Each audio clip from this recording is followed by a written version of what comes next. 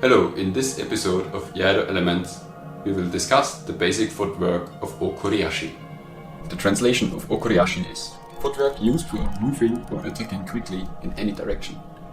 It is the type of footwork used most frequently in both offensive and defensive movements. See ashi sabaki, footwork to attack smoothly or avoid a swiftly striking opponent. There are 4 kinds of footwork: ayumi-ashi, okuri-ashi, hiraki-ashi, and tsugi-ashi. The ashi sabaki should basically be done with suri-ashi. See suri-ashi.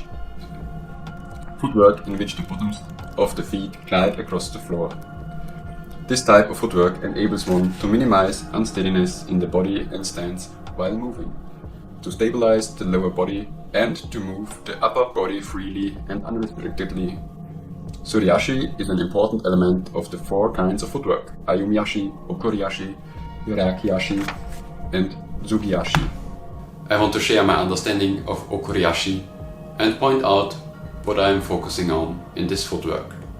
Balance is most important for me, so I try to keep my center of gravity in the center between my feet and don't wiggle to the side. I experienced that there is a minimum length which I think should be achieved, which stays stable when relaxing your legs. Relaxing, not slacking. A well-working reference can be the length of your sword. I focus on extending the ankle as much as possible, eventually using the toes as well. There might be a maximum of useful movement in the ankle, but I'm not there yet. When pulling my rear leg towards the front one, I try to lift my ball off the foot or the toes, and letting gravity bring my leg closer. Of course, I promote the movement with my muscles. This is a visualized idea which helps me to keep my leg straight and avoiding bending my knee, because I would have to straighten it for the next move and thus making me slower and less stable.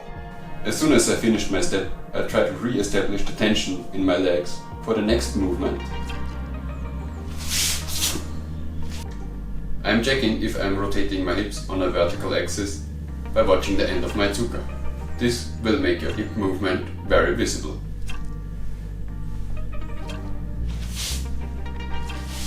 My aim is stable relative to my body.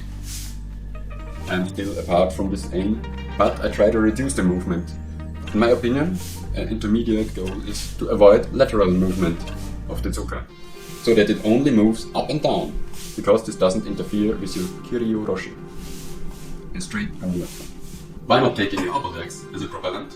It doesn't make much sense for me from a geometric point of view. My knee is already straight, so extending doesn't offer much movement. To increase this movement, I will have to bend my knee first, and thus losing stability and relaxation in my stance. Thanks for staying till the end.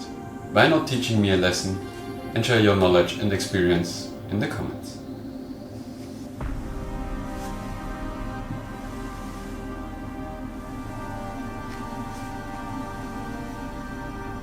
Arigato daimashita.